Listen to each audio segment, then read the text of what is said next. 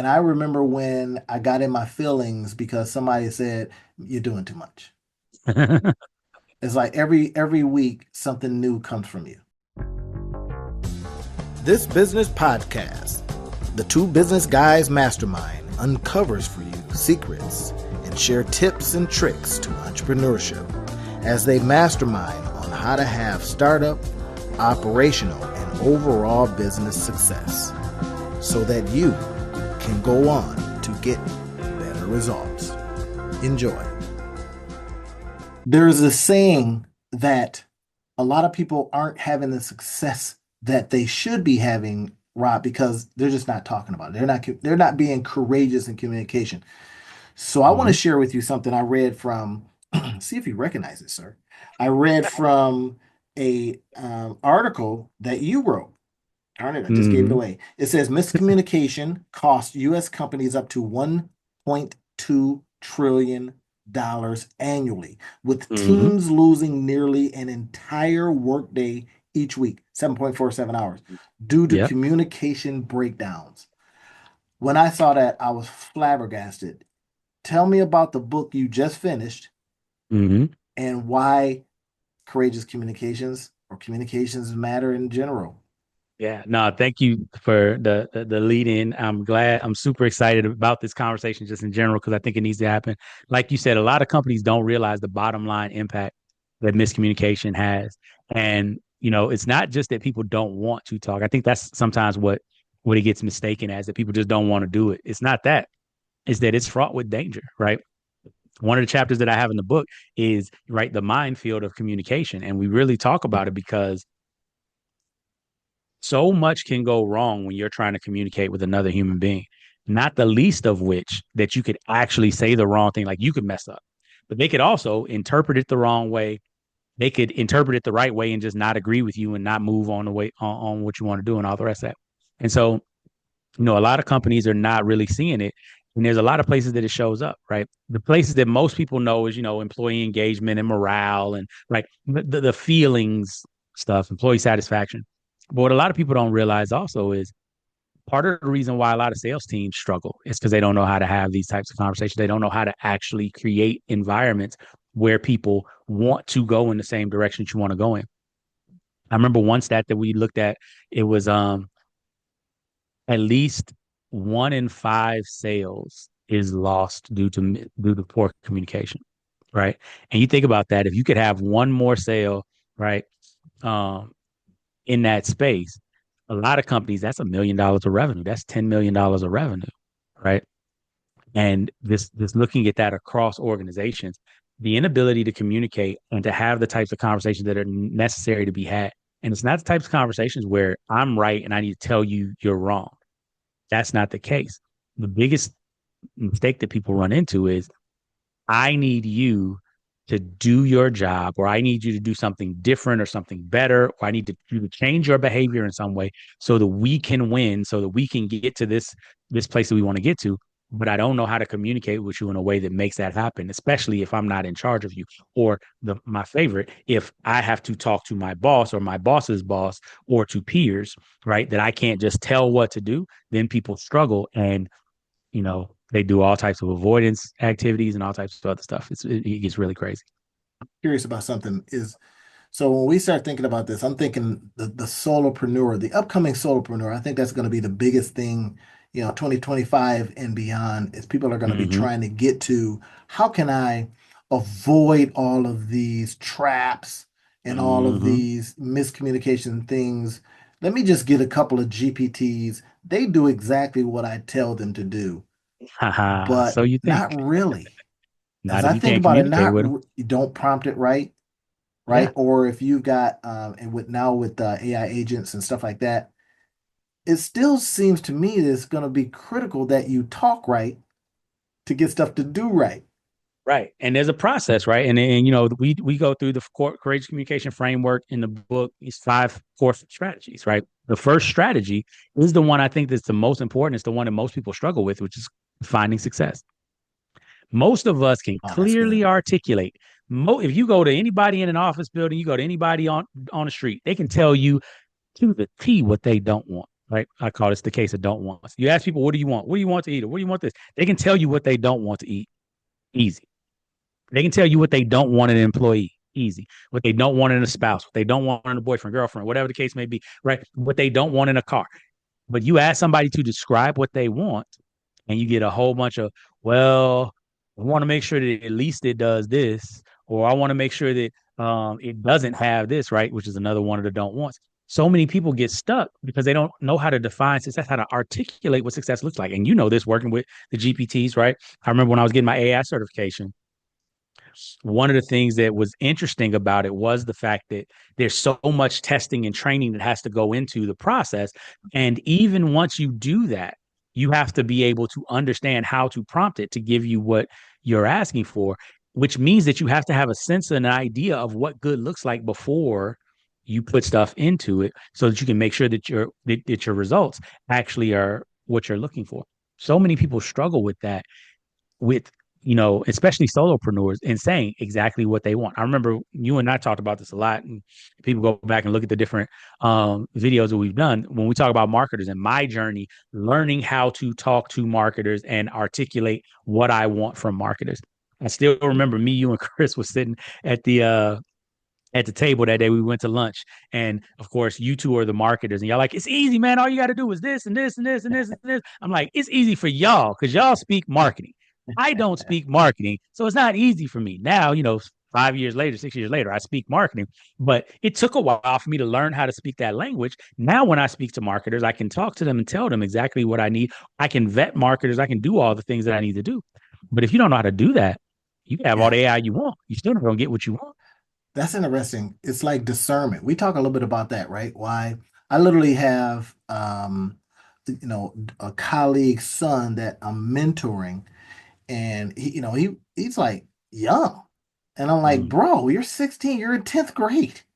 10th grade, 11th grade. And I says, and he was worried that he wasn't, he's like, I've got a little success, but not really, and I'm all upset about it. I was like, shut up and get some more reps in, literally. And I yeah. says, so my challenge to him was do more.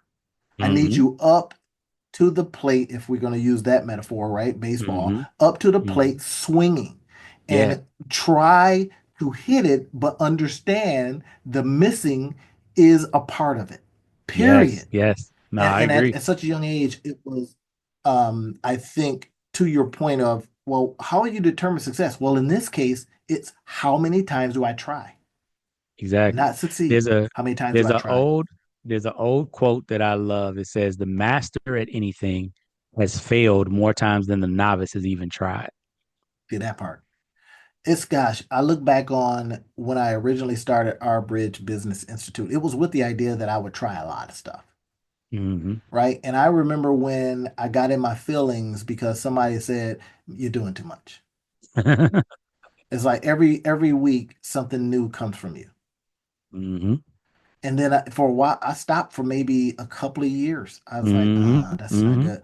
And then then I started thinking, wait a minute, I let somebody talk me out of getting my reps in. So when you talk about and say 5 years ago, here's where I was, Mm-hmm. Mm-hmm. right? And then off Yeah. camera, we were talking about another situation where you're kind of going, man, I got this bomb stuff, but blah blah blah. And I was like, bro, Mm-hmm. you need more reps, Mm-hmm. or we have to align ourselves with a heavy hitter. Yeah, yeah. And to that point, like one of the things we were talking about was I had to learn how to give myself the time to get the reps because my thing was always I was trying to get everything moving at the lightning speed because that's how I do things. But it's funny, that's how I do the things I'm good at. And that's the thing that I always have to remember, right? Like you have to put in the reps of uh Zig Ziglar used to say it like this. Anything worth doing well is worth doing poorly until you can do it well. That part. And even though I know it, right? It took me a while to be comfortable with it. It took me a while to be like, here's the pathway, here's how I'm going to do it. If it's worth doing, right? Like with the VIP day that I'm doing my reps, getting everything set up, getting people through it. It's getting good reviews, and now the buzz is starting to build, and then we launch it, right? Same Mhm. thing that I did with the book. This time I didn't tell anybody about the book before I started writing it, but I had already done the workshop a number of times and all the rest of that. But I wasn't talking about the book. And then once I started writing the book, even that, I didn't write the full book. I went and got a group and I said, hey, I got an idea I want to write about. I want to see what y'all think about it. I put out the roughest draft of rough drafts, got feedback, Yep. and to a person, everybody was like, this is really good, but it needs this, it needs this, it needs this. But UGC, the user underlining generated thing, content. Yes. exactly. And that's how I built the rest of the book was I knew what I wanted to put in it, but I wanted to hear other people say, I want that. So, of course, one of the things that a lot of people said, and thank you, you were one of those reviewers that helped me to understand, help me to get this. Everybody's like, we need more stories. There needs to be more stories about, and Yeah. you know Yeah. me, stories is what I do. Yeah. It But needed more I depth. intentionally, right, I intentionally didn't put a lot of stories in the beginning because I didn't want to put put too many stories in because that's my normal problem. Normally, Mhm. I give too many examples, too much, right, analogies and all the rest of that, and then people get lost in it. So this time, I went through and I got user content. People saying we want to see this, we want to see this, but the baseline is great. This is good, but the baseline is great. Then I built the book off of that, and now I love I'm, that. it turned into a really full work that people are liking, and we got a bunch of pre-orders and all the rest of that type of stuff because Let's of it. put it up there again. Let me see. There Yeah. is I'm curious about one thing. The What's that? courageous part, right? Yeah. So I want to speak on this a little bit, and I Mm-hmm. promise we're not just on here promoting the book, y'all. We've been doing these casts because we like to get our butts together and Mm-hmm. mastermind on business things, and then let our masterminding be something that you can go, wow, from that helped me. Just listen to them two Mm-hmm. dudes, right? So, Mm-hmm. but it's the courageous part, and I'm curious Mm-hmm. about when you say courageous, what did you speak to that keeps people on the side of it's courageous but not crude. It's Yeah. courageous but Yeah. not sensational. It's courageous but Yeah. not, crossing a line Mm-hmm. because I know we got ninth place trophy type people in the business. And you're harsh to Yeah. me, sir. What's going on there? Yeah. Yeah. Well, a lot of it. And so it's a great question. And when the reason I call it courageous communication is not because you have to have courage to say the hard things. That's not actually, that doesn't take as much courage as a lot of people think it does. Right. It's a whole bunch of people walking around like, well, somebody had to say it. Right. But the reason that it takes courage is because what you really have to do is be willing to hold space for the full conversation. See, it's really easy for me to tell you what's wrong with you, right? That's not difficult. As long as I as long as I'm willing for you to have your feelings hurt, I can tell you what's wrong with you all day long, right? And the hard part about these conversations is recognizing that it's not about me blaming you for the situation. It's not about me protecting my ego for the situation. It's about me realizing that if I need you to get what I want, to get the team project done, to get more revenue, to get more sales, to get more stuff turned in on time, to meet deadlines, whatever the case may be, then now I have to be willing to do what it takes to get you to do what I need. And a lot of times that means I have to be willing to see you not as a problem, but as a person with a problem. And I have to be willing to hold space for you to have your problem solved and for the solution to your problem to be connected to my problem. And so, in that, you have to empathize with people. You have to sit in that space with them and not judge them. Right. It's not about saying, well, you should this and you should that. I always say, whenever you hear people talking about the shoulds, they living in fantasy land. Because, right, if we have to say the word should, that means that it's not happening. That's why we're Mm. talking about it that way. Man, And so, I got an antidote to something to shooters. You know so what I what's say? that? Based What's on that? what? Based on what? Exactly. Right. Based Exactly. on what? And then it shows you that's your opinion. And at the end of the day, the courage is I have to be willing to help you. I have to be willing to hold space for you. I have to be willing to be vulnerable and let you know that what you're doing is actually hurting me. It's not just morally wrong or ethically bad. No, it's hurting me. It's keeping me from accomplishing what I need to accomplish. And I can't get where I want to go without you.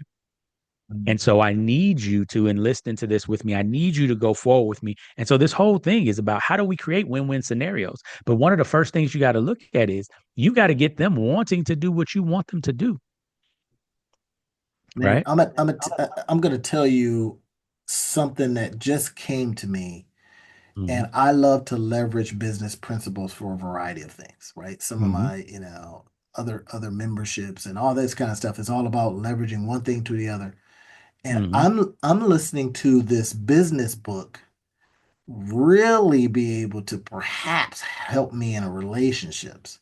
So how Mm-hmm. I read Mm-hmm. a business book, I already got the headline in my mind, how I read a business book and it helped improve my marriage. How I read a business book and it helped improve my friendship. How I read a business Mm-hmm. book because of, page 117 where it said, Mm-hmm. so I got past all the math and I got past all the effects that it's having on a business and industry. But when you said that little piece, holding space, you got to be able to hold space for, Mm-hmm. because together, see, I keep hearing that kind of stuff, and I'm thinking, wow, you know what? I Mm-hmm. I can't wait to go through the whole finished version Mm-hmm. so that I can go, ooh, here's a leverage moment for relationship Yeah. stuff. Here's a leverage Yeah. moment for this. Did you, when you Now were this writing definitely it, did any of that come to your mind? it definitely came to my mind, interestingly enough, for two reasons. One, right, and I say this kind of in the introduction to the book, right? Like communications is what I do. I have a degree in speech communications. I have a degree in teaching. I have a law degree, and I was a litigator. So communicating, persuading, talking, speaking, and getting people to understand each other and understand a message, that's what I've done for the past 25, 30 years. Interestingly enough, the space where I would struggle with this the most was actually at home with my wife and kids. And it's where I had to grow and had to learn. And even still, I have to practice these principles even more because I don't have the ability to distance myself from the conversations the way that I do out in the rest of the world. And so that was my initial thing for me is it's kind of like, that's the thorn that's been the thorn in my side is that I'm excellent at communicating out here. And then but I have to really put it to work and I have to like and bang my head against the wall and figure out where it's messed up and test the theories and do all the rest of that type of stuff. So my experimentation, my lab, right, where I'm getting my reps in is with my wife, with my son, with my daughter. The other thing though that tipped me off to this was when I was doing the workshops, like I said, you would see a lot of people would come up to me and they'd be like, wow, this was great. This wasn't just great for me when I go to the office. This was great for me when I go home. I Yeah, can see some like the conversations that I was thinking about were conversations that I had with my spouse, blah, blah, blah, blah. And I was like, huh, that's interesting. Like I thought it was just me, but it seems like for everybody, this is the thing that's really helpful for them. So I think yeah, that you're on to something there. It wasn't the intent, like intentionally, I wasn't writing it as a book that was, helping couples or whatever, but I definitely see the overlap and the fact that if you can do this with people at the office, doing it with people at home is definitely going to be helpful for you too. Because these are the very strategies and techniques that have helped me to improve my communication with my wife, my communication with my kids, especially because like I got teenagers right now. So there's that. I tell you, that's what again what came to my mind, and I'm looking forward to it even more now because, like anything, relationships need constant something, Mm-hmm. right? Now, in business, we call it needs constant powder, right? It needs Mm-hmm. money. So that Mm-hmm. means I got to constantly go and sell, right? And Mm-hmm. if I Mm-hmm. got employees and I got to constantly position them, like you said earlier, position them to want to come to work and sell or whatever it is. Mm-hmm. So I'm looking forward to it even more so now. I already have the landing pages I'm going to build to then talk about the book.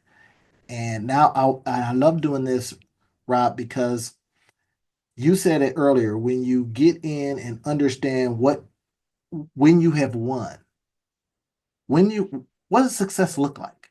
Now let's Mm-hmm. work back from that. And I do this exercise with entrepreneurs when I say, tell me what you want the business to make.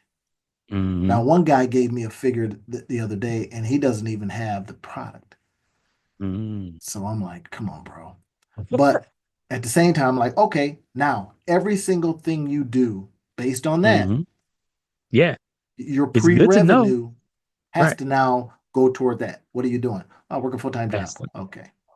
Hmm. We're Yeah. gonna have to figure some stuff out. The good news is that he knows what the number is. It then tells him what he can sell to get him to that number.